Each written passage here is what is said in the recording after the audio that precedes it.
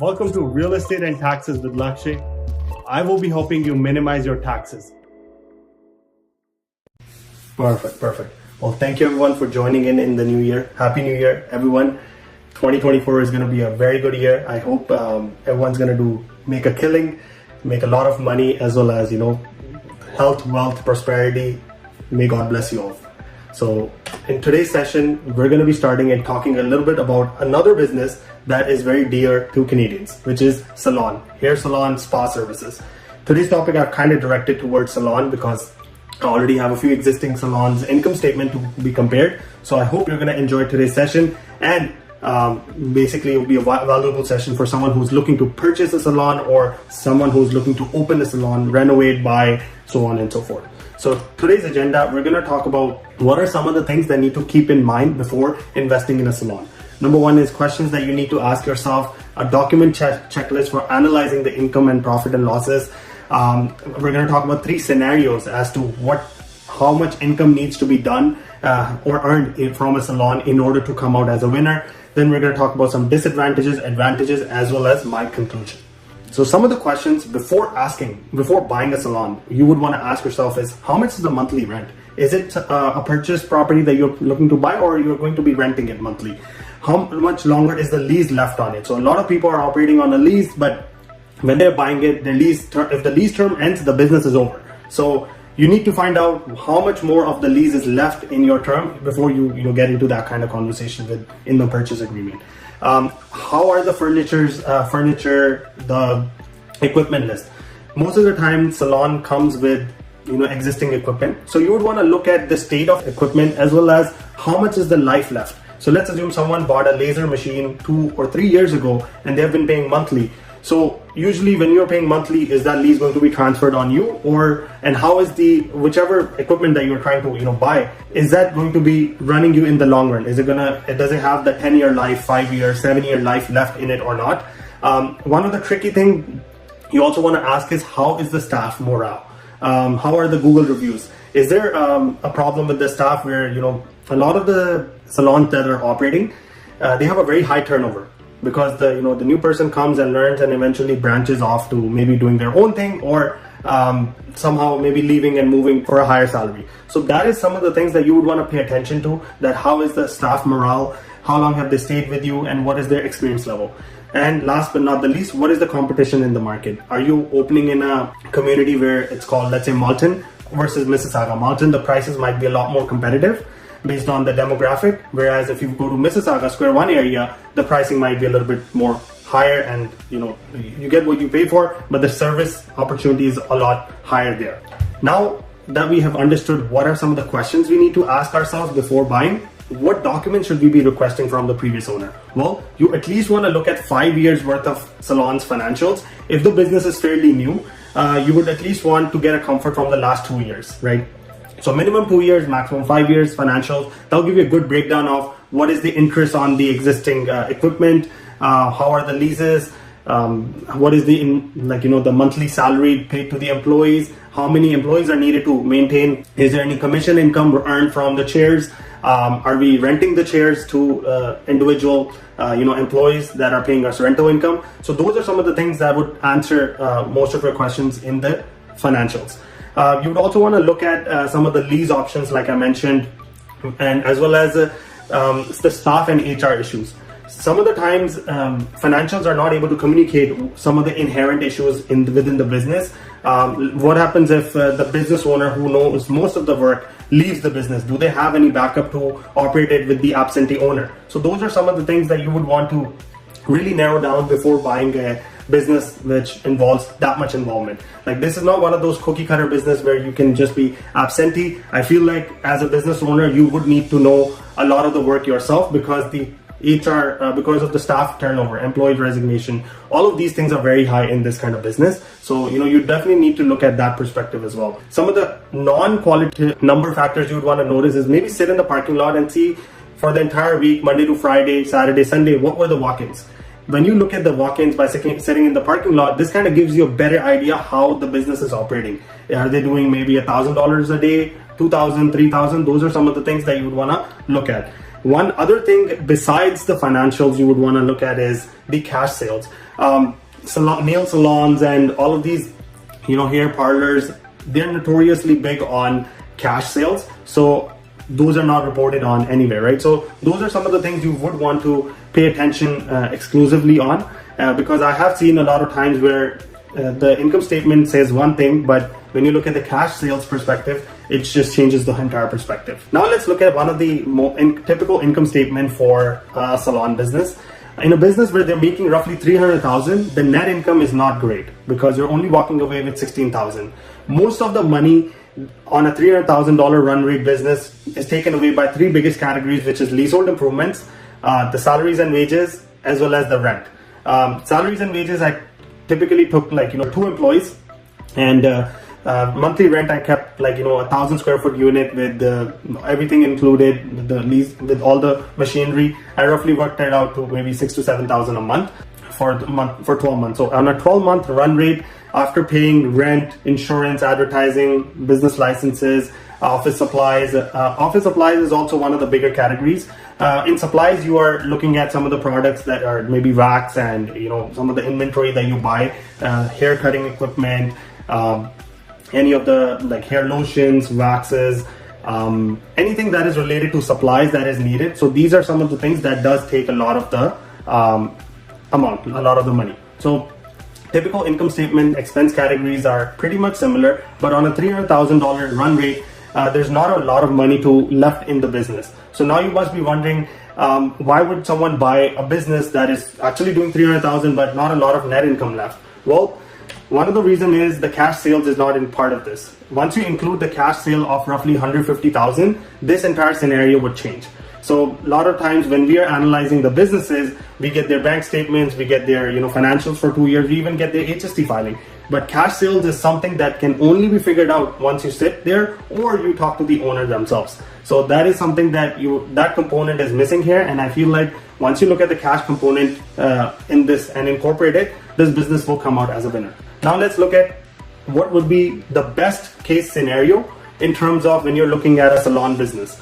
If a $300,000 business run rate, if you do 52 weeks, you would need you're basically earning a weekly revenue of 5,700 roughly. If we do scenario number 2, you're basically doing a revenue of 400,000, 52 weeks, 7,600 weekly revenue with 4 chairs. Each chair you're walking away with roughly $1,900. Scenario number 3 is $500,000, 52 weeks. Weekly revenue works out to 10,000 and each chair is giving you $2,400. Why did I incorporate chairs in this? Well, the reason being, most of the time when you have a salon that you're buying a pre-exclusive establishment, if some of the employees have built a rapport with their existing customer base. So when you're buying this business, your business is technically how good your employees are and what kind of services and how good their reputation is, because this is a repeat client, loyalty client kind of business. So a lot of the time what I have noticed is each chair is basically rented to all of the individual technicians, like hair technicians, and these guys take commission home and collect the gross revenue. So they're commission employees, independent contractors, they're paying the rent for the chair, and that's how they basically operate and make your business successful. So it is highly recommended to do this quick math. So whenever you're buying a salon, look at the number of chairs, look at the number of employees, and based on each chair's revenue, you can get an idea that how much revenue is needed to come out from the red to the green. In my scenario, 300,000 was not sufficient to operate a successful salon, but that example did not take into account some of the cash sales.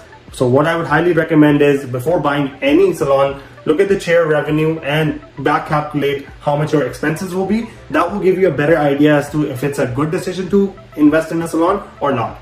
Once again, for each business it's different. There's nail salons, there's hair salon, there's spa services, but in today's scenario, I kind of focus on hair salons only. Now let's look at some of the advantages of opening a salon. Well, it offers a stable stream of revenue. Even during COVID, you do need your haircuts done. So a lot of people continue to get haircuts by going to the person's home, or maybe there was a mobile salon service as well that was being offered to individuals where people would drive to your home and cut your hair at home. So even in times of adversity, the business still exists. It just doesn't evaporate. There's no inventory attached, there's no expiry. So that is also one of the advantage.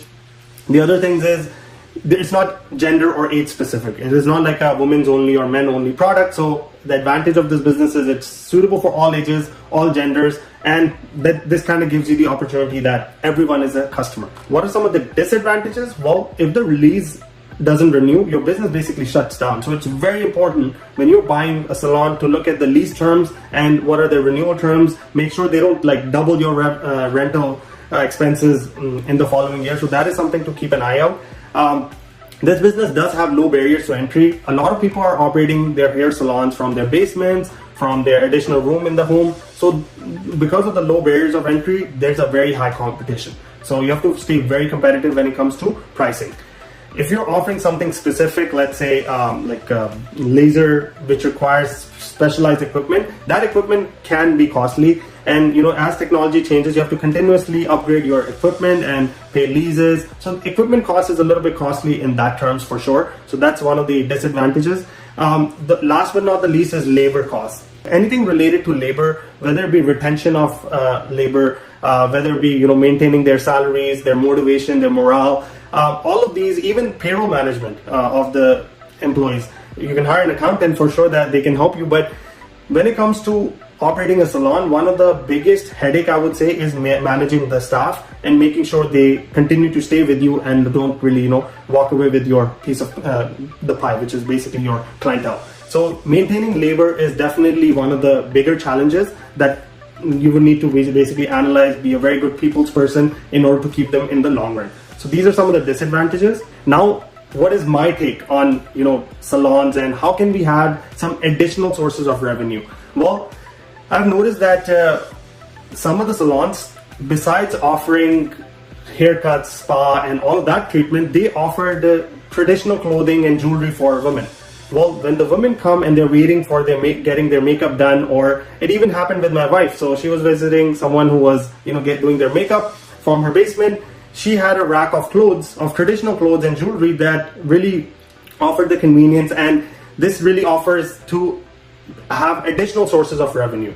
We've all seen people selling additional hair products, serums and all of those things in the regular salons, but women's traditional clothing is a whole different business, and some of the business owners are very creative in that sense that because someone is already waiting, why don't we have them sell this additional service, additional product, which otherwise bringing someone to your retail showroom is a very costly process. But if someone is already coming to your business and they're already there, why not sell them the additional clothes or jewelry that women might be interested in buying? So that is some of the things that offers a great additional source of revenue.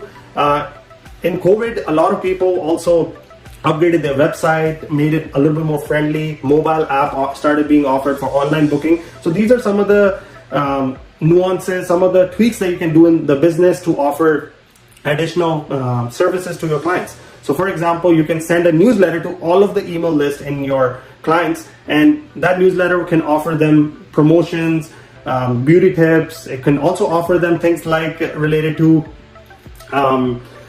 the newsletter can really bundle in the pricing. It could really be related to a gold package, premium package. This gold and premium packages can really bring in the additional source of revenue with the discounted numbers and basically increase your revenue. In my conclusion, validating the total income of a business from the salon's perspective is a bit tricky. Reason being, there's a lot of cash income that is being collected. So once again, in conclusion, sit in the parking lot, analyze what the walk-ins were, and then maybe make a decision that if an average ticket size is this much, and if number of people that walked in through the door is 10, times that by average ticket size to come up with the cash revenue or the income. You can look at the POS terminal to see how much was collected versus how many walk-ins there were. You can also in my conclusion, one of the things I also noticed that a lot of people during COVID, because the salons were closed, they started offering beauty tips on TikTok and other social media channels, and they started becoming social media influencers. Once you become an influencer, again, very high potential of earning additional income. So it is a business that allows you to cross-sell a lot of different things, whether it be beauty products, whether it be hair care, whether it be traditional clothes for women, jewelry. It allows you to, basically earn additional $100,000 from these various other services besides your main income, which is the hair salon services. So that kind of concludes my presentation for today. Thank you once again for joining in. I really appreciate your time. I'll see you next Tuesday at 2 p.m. For those of you who haven't, subscribed to my YouTube channel, there's a YouTube channel called Real Estate and Taxes. So all of these recorded sessions will be there for you to watch later on. But overall, it's a great business, low barriers to entry, highly competitive, but at the same time, analyzing the income and expenses is tricky because of the cash income aspect. If you can master the employee or labor management, I think it's a good business to start in any country, because it's based mostly on skill rather than the location does matter, but because you're focusing on all genders and all the age, it's a great business to get into, and it offers stable income and revenue regardless of what's happening in the economy.